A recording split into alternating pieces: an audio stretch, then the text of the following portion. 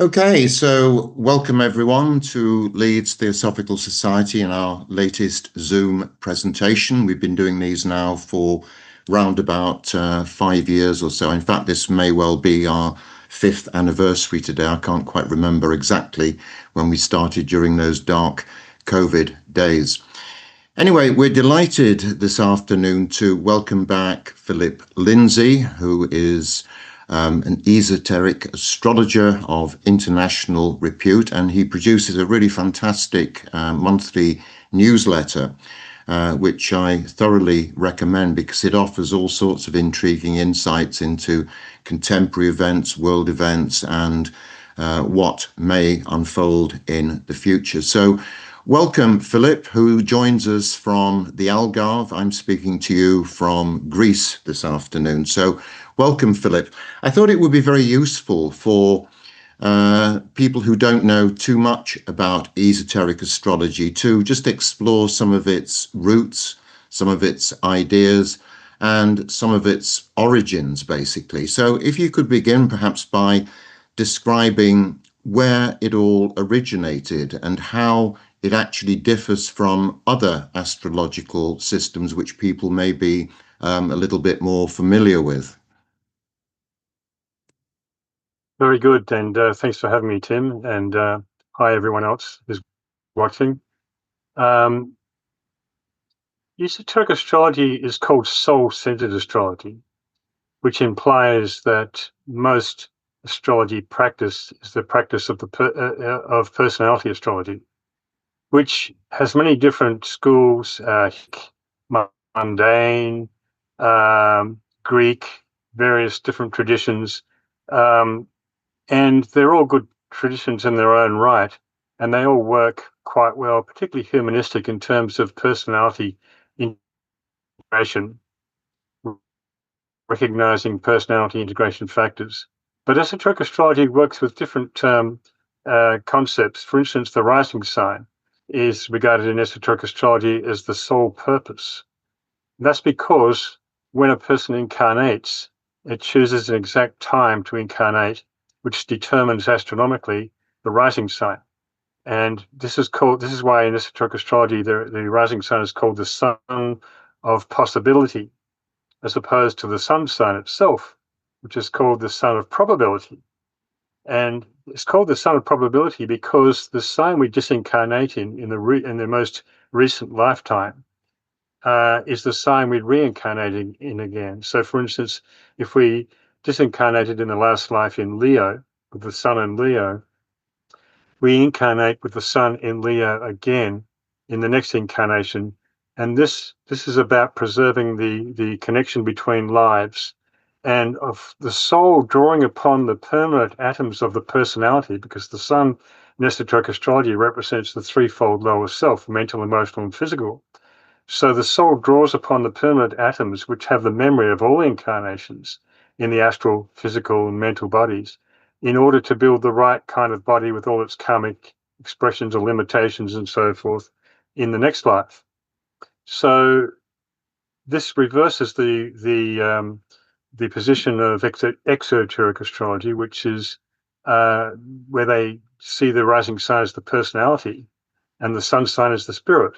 But in esoteric astrology, the rising sign is the soul purpose potential to unfold, and the sun is the personality, the threefold lower self, for the reasons I just explained about the past life stuff.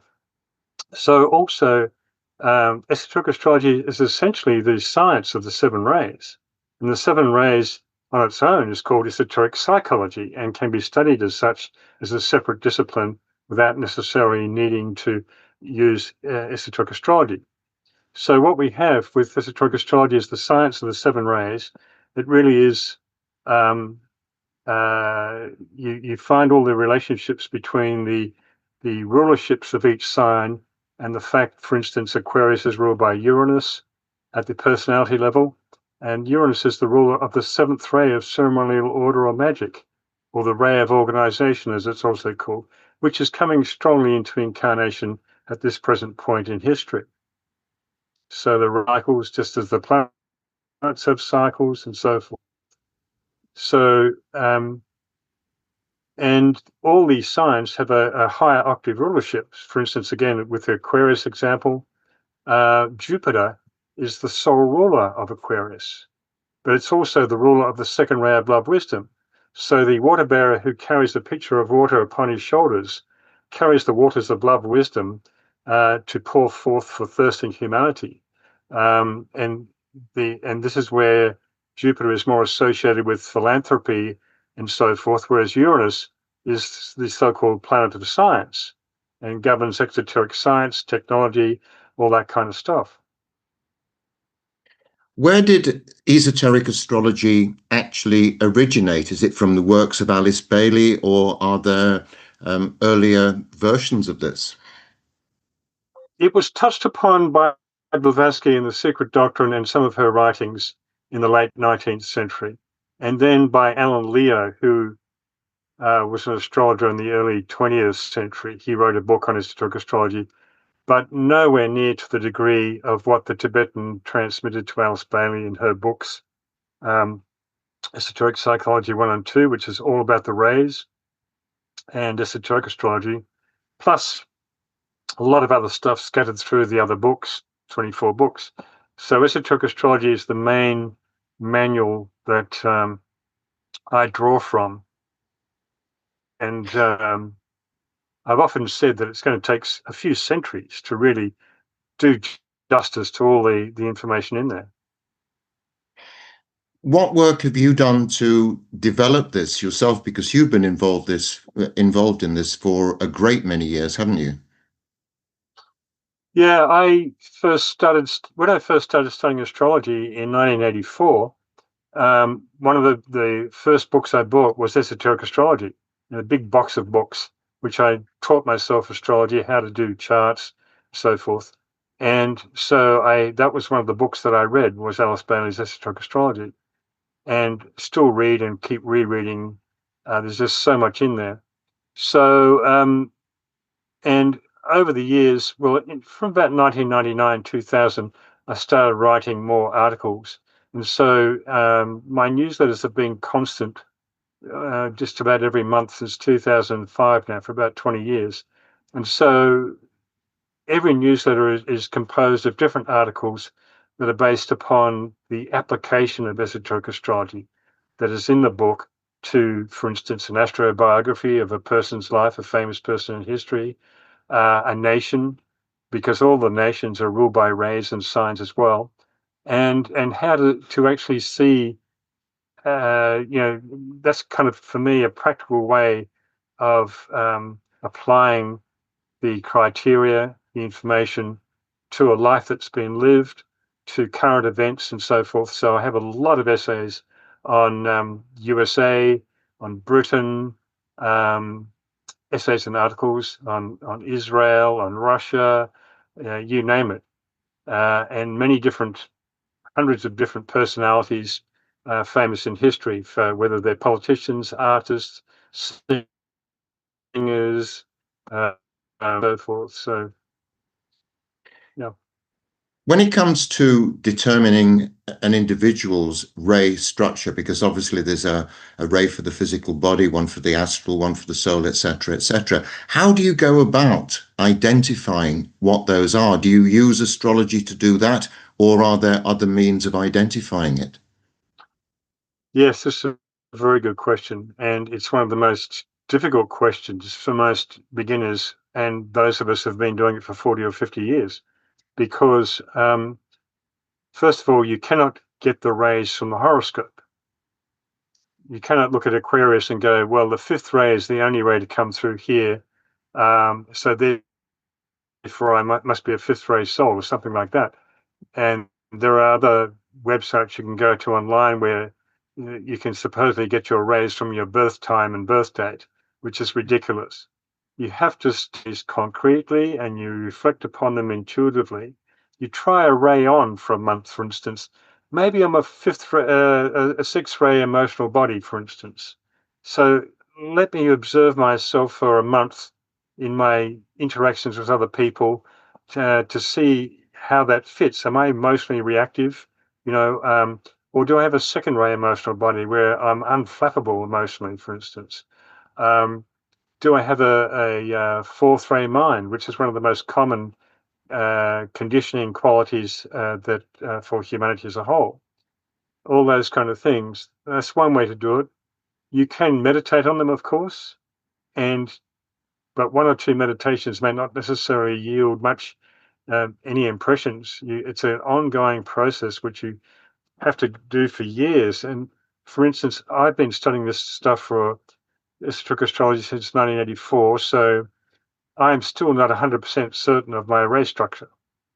I have two or three ray structures, in fact, which I have developed over the years because with a strong second ray in my makeup, I can relate to all the rays, and I only know a few people who are 100% certain, without being too adamant about it, of their rays, and I believe them, of their whole ray structure: soul ray, personality ray, mental body, emotional body, physical body. And then you can get into sub-rays as well, which is a whole other complication if you want to, or your magnetic ray as well. But I think the two key rays to isolate are the soul and personality rays. And quite often with the personality ray, it can be mixed up with the mental body ray. If that mental body is very strong within your personality as a whole, then it can be mixed up with the personality ray per se. But saying that again, you can have the same ray two or three times in your ray structure. You might have a fourth ray mind and a fourth ray personality, for instance.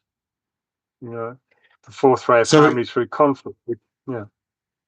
so it wouldn't be possible then to take a newborn and say, based on its time and place of birth, to identify the race structure from that. How early on in life is it possible then to identify the rays in people? Exactly. You have to watch the inclinations that the child has, for instance, whether it's to and that can, a child plays the field on everything: science, arts, dance, you name it.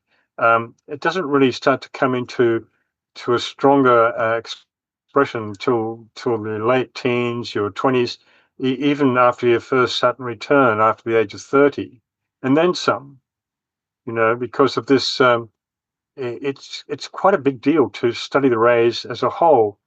And one book I can recommend that's available in free PDF, downloadable from my website, is called Tapestry of the Gods by Michael D. Robbins, who recently passed a few years ago, where he breaks up in these two volumes every possible combination that you can have in the deepest esoteric way possible. He was a graduate at university in psychology, so he was well fitted to do that from the point of view of esoteric psychology.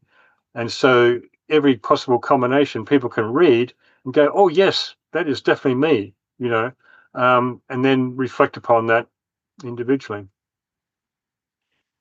Do you think, Philip, that people's race structures are cast in stone, if you like, from birth, or do they get modified? Do they change during the course of people's lives, depending on their activities and interests and personality and all the rest of it? Yeah.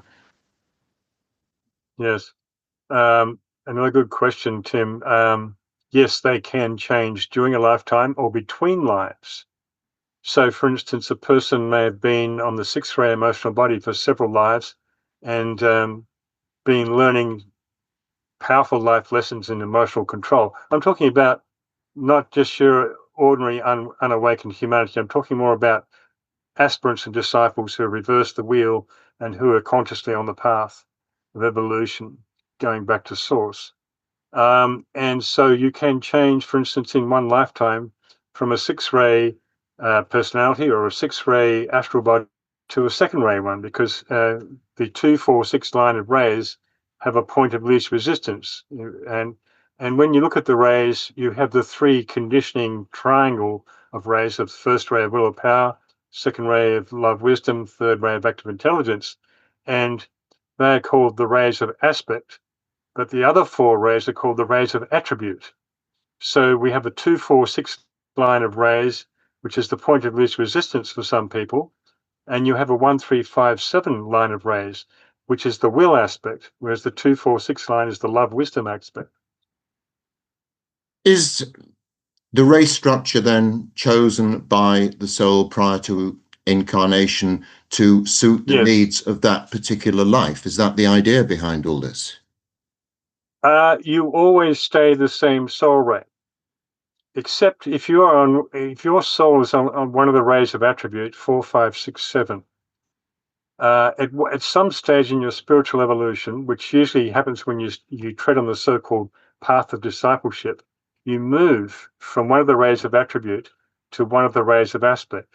So if you've been a seventh ray soul for a long time, for instance, you may move to the third or the first ray, the 1357 line, as a soul, and stay on as a soul on that line for good.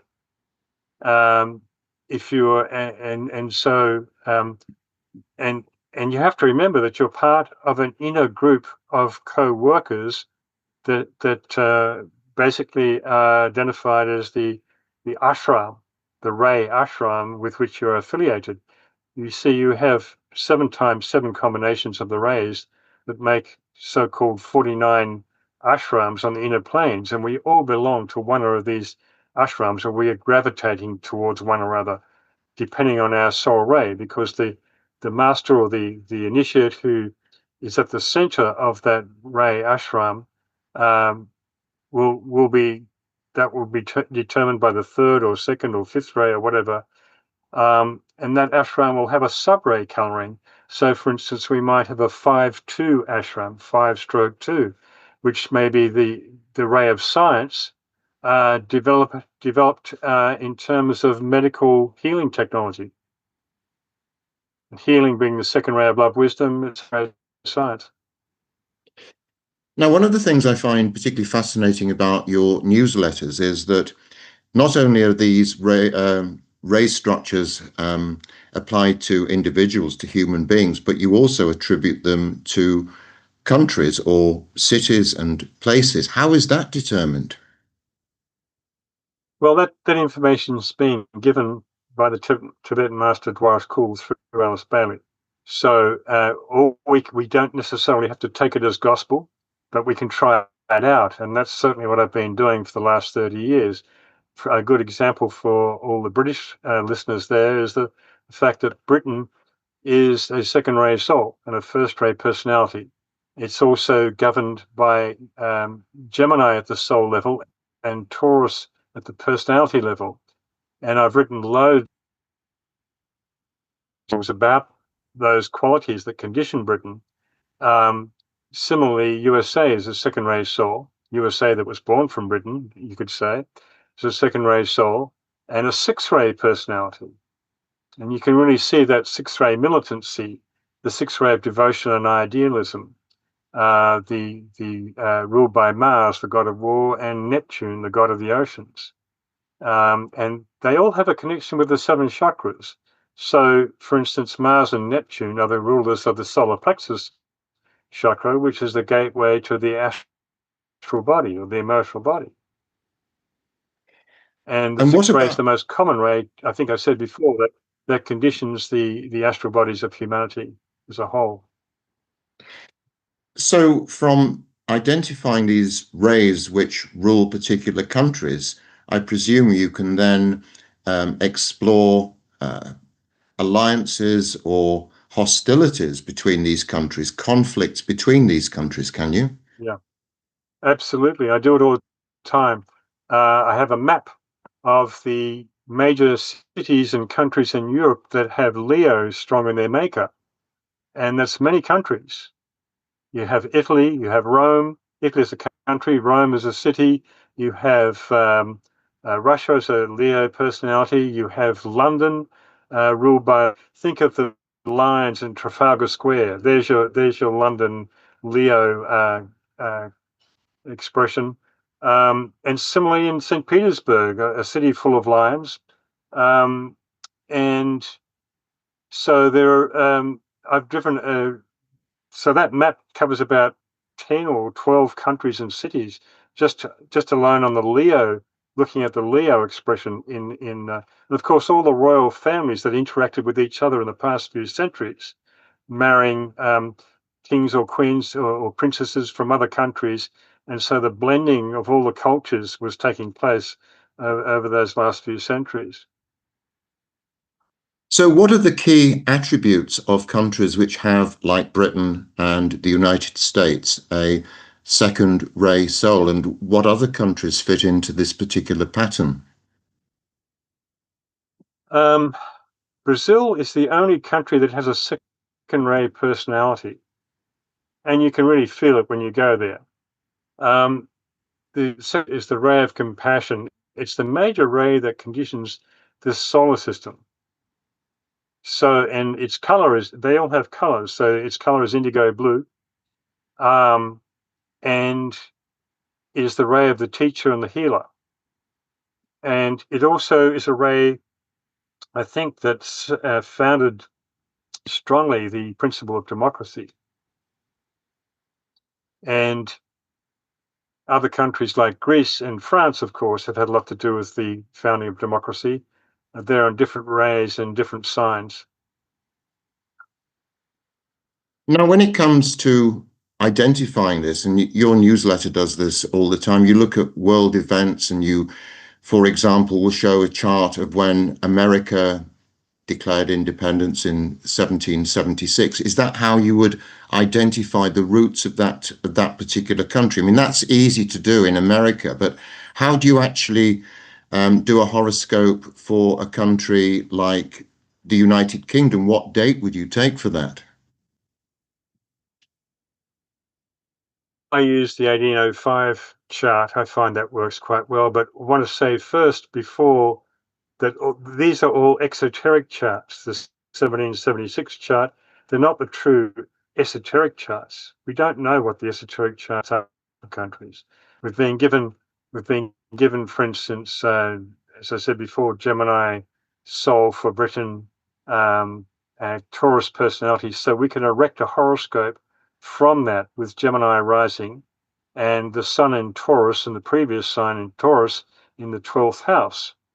And then we could speculate upon where all the other planets would fall in that chart.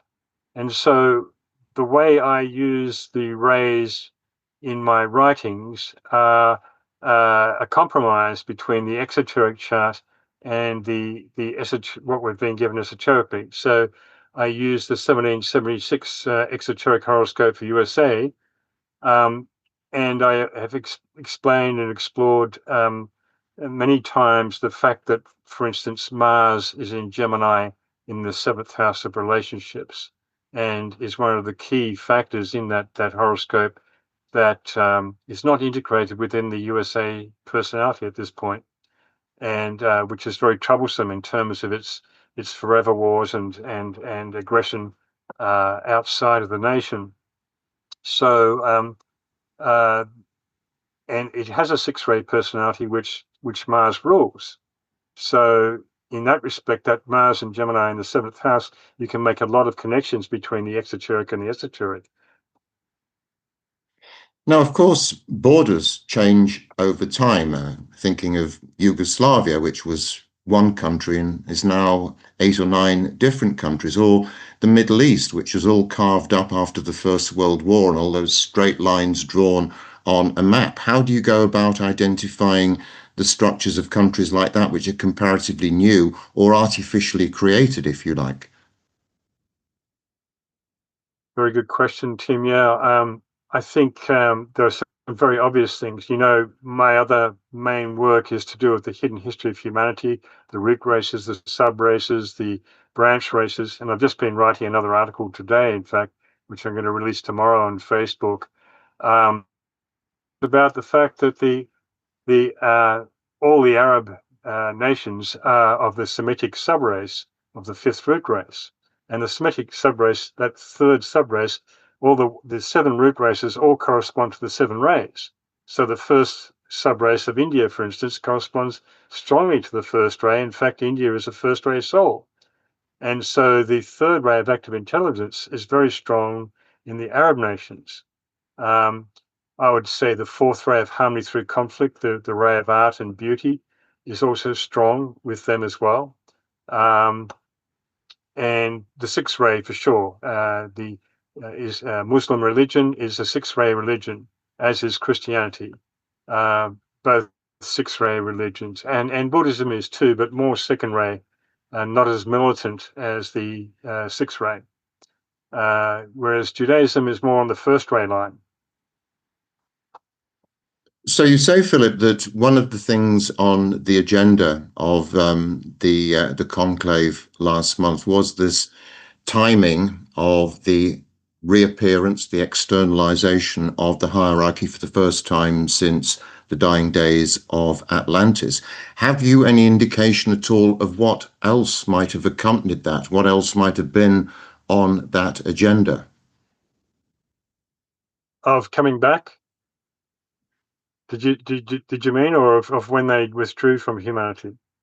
Well, just what might also be discussed there and what might accompany this externalization of the hierarchy, and whether any timetable was agreed, because I think it's understood that that externalization might not actually happen immediately, but over ensuing decades, etc., etc.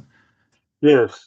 So I do have a newsletter from a few years ago where I speculated that it will be in a Jupiter-Saturn conjunction, which happens every 20 years, at the very latest 2080, because I think what's needed now in 2025 is the decision, the timing of when the masters will announce their externalization, the externalization being at the latest in 2080, because when you think about the organization of all the Ray ashrams, all the personnel of all the Ray ashrams, to get to a point of organization for the externalization, which will be basically the masters taking physical form and culminating in the actual physical incarnation of the one who holds the office of the Christ, which is an amazing thing to consider, because this being is so advanced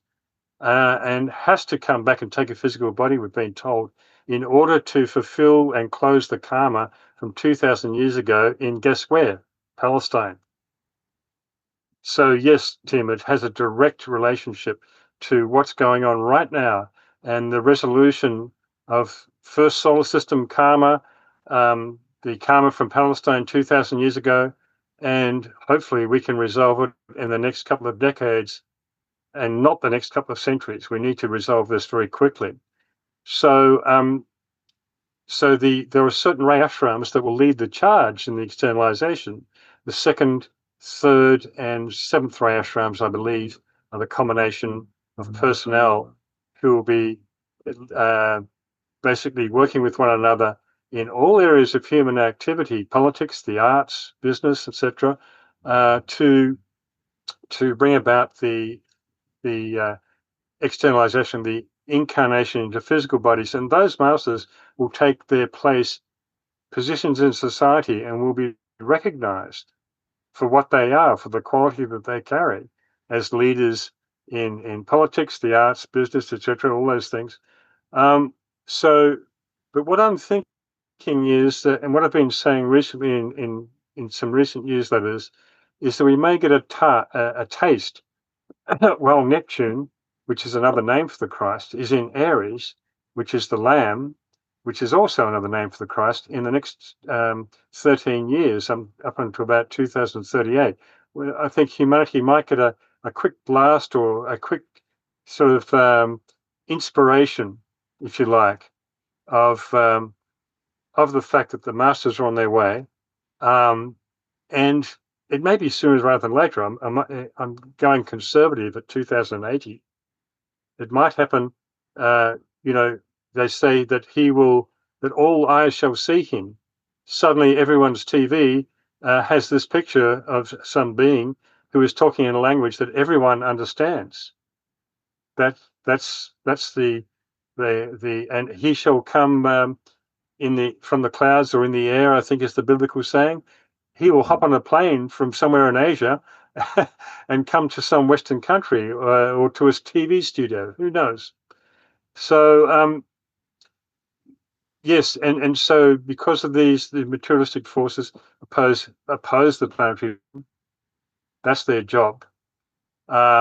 These forces of evil, if you want to call them, or the Black Lodge, as they're also called, they will uh, they are working through their many minions on the planet who are materially polarized and who are very intelligent, but not really aware of the second ray love, wisdom, compassion component.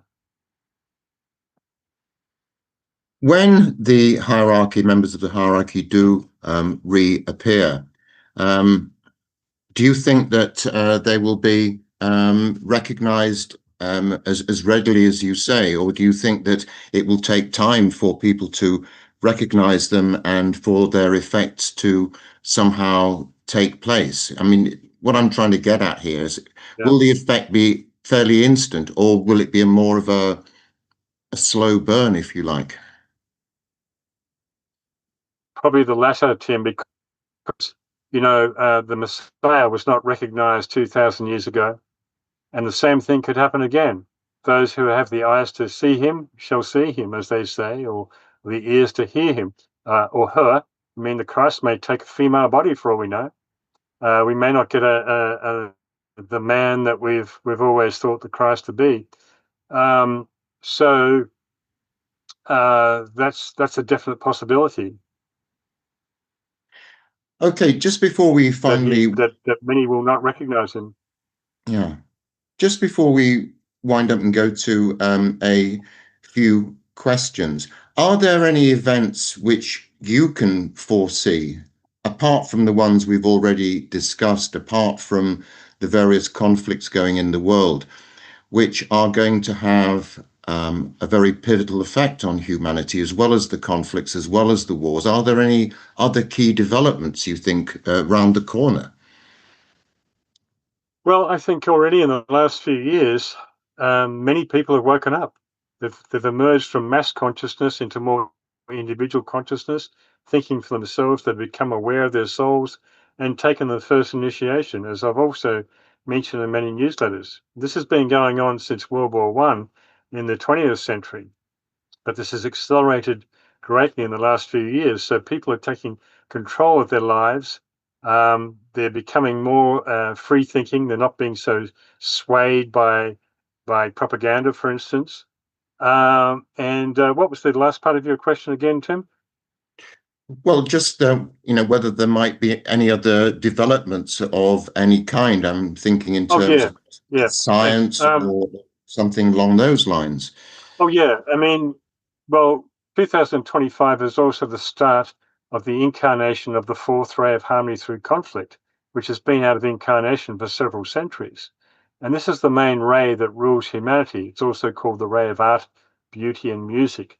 So we're going to get new science, we're going to get new arts and music that we've never, ever dreamt of. But coming up in the next few months, a friend of mine who lives in Greece, by the way, um, related to me a dream that he had. It's very involved. I won't go into it, but he is a person that I've recognized before in terms of the quality of the information that he gets, and I think that in September around the equinox, there's going to be a huge shift. Um, we're at the solstice right now. A huge shift is happening now. And of course, the solstices and the equinoxes are the four cardinal points of the year. And I expect what's unfolding now is going to have some consequences and some sort of major thing going down at the equinox of a stimulating, inspiring nature to humanity. That's the best I can give it, because the dream was related to everybody being sent on. This was just after the Gemini full moon. Everyone being sent or being impressed about a certain message, but it wasn't being just sent out to my one friend. It was involving thousands of people who are all seeing the same thing as my friend was. So, and this is probably, a lot of people have probably had similar experiences to my friend, but I think it's probably going to be more externalized publicly in the next few months. There's a good chance of it anyway. Philip, thank you very, very much indeed. Thank you again very much for joining us today. So thanks and goodbye from My pleasure. Theosophical Society. Thanks, everyone. Ciao. Bye.